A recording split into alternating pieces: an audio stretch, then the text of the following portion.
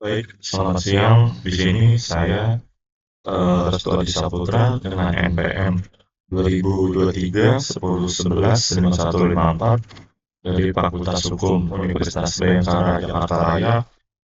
Saya akan mempresentasikan terkait hukum perusahaan dan kepailitan di Indonesia dengan judul Kepailitan PT Sri Rejeki Isman Terbuka atau Sritex. Latar belakang kasus. Bagaimana raksasa tekstil Indonesia mengalami kesulitan likuiditas sistemik yang berujung pada sengketa hukum.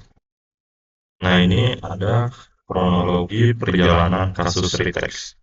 Pada tahun 2021 hingga 2022, jadi krisis dan PKPU.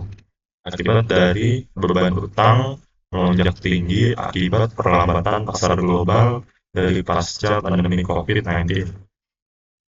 Kemudian pada tahun 2022 terjadi homologasi damai yang disahkan oleh Pengadilan Niaga dengan yaitu mengesahkan skema restrukturisasi utang debitur dan kreditur. Kemudian pada tahun 2023 hingga 2024 terjadi wan prestasi nyata. Sritex dinilai lalai melunasi kewajiban pembayaran sesuai jadwal perjanjian perdamaian. Kemudian pada tahun Oktober 2024 yaitu diputuskan pilot yang dilakukan oleh PN Semarang atas gugatan PT Indobarat Rayon dan dikabulkan hingga homologasi resmi terbatalkan. Kemudian ada dua pilar hukum utama yang saya gunakan, yaitu yang pertama adalah Undang-Undang Nomor 40 Tahun 2007 mengenai persyaratan terbatas, mengatur dasar legalitas badan hukum PT dan GCG. Yang pertama yaitu prinsip tanggung jawab terpisah antara aset pribadi, pengurus, dan aset korporasi. Yang kedua yaitu kewajiban direksi menjalankan bisnis dengan itikat baik dan prinsip kehati-hatian atau fiduciary duty. Yang ketiga yaitu sanksi tanggung jawab pribadi direksi jika terbukti terjadi kelalaian berat. Dan yang kedua yang saya gunakan yaitu Undang-Undang Nomor 37 Tahun 2004 terkait kepailitan dan PKPU, mengatur mekanisme penyelesaian utang piutang. Yang pertama yaitu definisi kepailitan berdasarkan keberadaan dua kreditur atau lebih dan minimal satu utang jatuh tempo. Yang kedua yaitu ketentuan penundaan kewajiban pembayaran utang atau PKPU sebagai upaya preventif. Yang ketiga yaitu regulasi pembatalan perdamaian jika debitur melakukan wan prestasi pasca homologasi. Ini adalah identifikasi masalah hukum yang terjadi pada PT Sritex. Yang pertama yaitu wan prestasi debitur. Sritex terbukti lalai melaksanakan ketentuan pembayaran yang diatur dalam skema homologasi perdamaian yang disahkan pada tahun 2022. Kemudian yang kedua yaitu pembatalan perjanjian. Penerapan instrumen hukum pasal 291 Undang-Undang 37 tahun 2004 di mana wan prestasi homologasi otomatis berimplikasi pada pembatalan perdamaian. Yang ketiga yaitu hak kreditur. Ketidakpastian pengembalian piutang memicu kreditur untuk menuntut keadilan likuidasi aset di bawah kendali tim kurator independen. Nah, ini yaitu adalah penerapan hukum pasal 2 ayat 1 berdasarkan Undang-Undang Nomor 37 Tahun 2004. Penetapan status pilot pada Sritex telah memenuhi kriteria hukum formil secara kumulatif. Yang pertama yaitu adalah eksistensi kreditur jamak. Sritex ini terbukti memiliki puluhan kreditur, baik institusi perbankan maupun supplier dagang. Yang kedua yaitu utang yang dapat ditagih. Sritex memiliki kewajiban jatuh tempo pasca perjanjian perdamaian yang gagal diangsur pada PT Indo Barat Rayon. Yang ketiga yaitu asas pembuktian sederhana.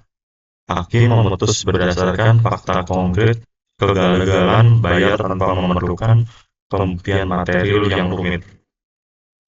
Nah, ini adalah pertimbangan utama majelis hakim. Yang pertama yaitu kelalaian pembayaran terbukti NPA. Hakim Pengadilan Niaga Semarang menemukan fakta mutlak bahwa Sritex melakukan cedera janji atau uang prestasi atas kesepakatan homologasi. Yang kedua yaitu adalah keabsahan tuntutan kreditur. PT Indobarat Rayon selaku pemohon memiliki legal standing yang sah untuk memohonkan pembatalan homologasi demi melindungi piutangnya. Yang ketiga yaitu penolakan upaya kasasi. Mahkamah Agung menolak permohonan kasasi Sritex, menegaskan bahwa kepastian hukum kontrak perdamaian bersifat mengikat dan absolut. Ini adalah analisis berdasarkan 3 pilar hukum. Yang pertama yaitu keadilan atau justitia. Kreditur berhak memperoleh perlindungan atas piutang mereka, namun di sisi lain, keadilan bagi ribuan buruh yang terancam kehilangan pekerjaannya turut menjadi dilema kemanusiaan. Yang kedua yaitu kepastian atau zekerheid.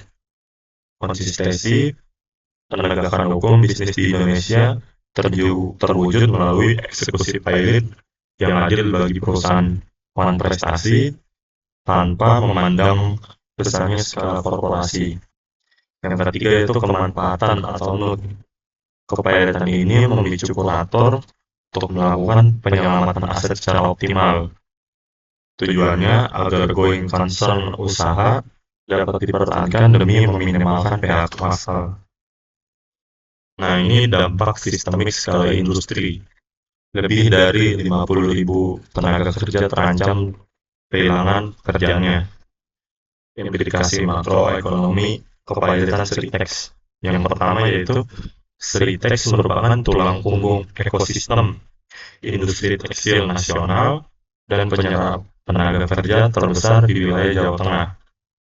Yang kedua yaitu skenario likuidasi total dapat berdampak pada efek domino, penurunan daya beli masyarakat, hingga guncangan sosial ekonomi regional.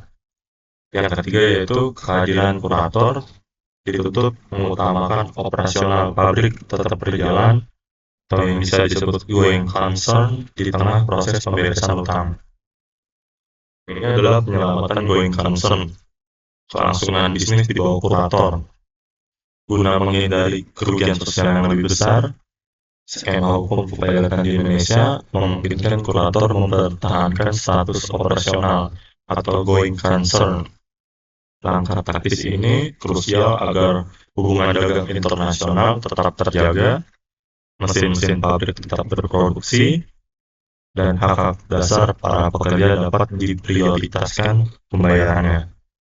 Nah, ini adalah rekomendasi dan saran hukum. Yang pertama, rekomendasinya yaitu implementasi GCG yang berhati-hati. Direksi korporasi skala besar wajib memperketat rasio utang atau leverage dan melaksanakan GCG untuk mencegah default sistemik. Yang kedua yaitu prioritas hak buruh sebagai asas keadilan. Kurator dan pemerintah harus mengawal agar pencairan aset pilot diprioritaskan untuk pemenuhan pesangon dan tunggakan gaji karyawan. Ketiga yaitu optimalkan mediasi PKPU masa depan. Reformasi hukum niaga diperlukan agar proses perdamaian tidak sekedar formalitas, melainkan menjadikan rencana bisnis yang real dan teruji. Nah, saja mungkin presentasi dari saya. Mohon maaf apabila ada kesalahan dalam pengucapan maupun presentasi tersebut. Terima kasih atas waktu yang diberikan.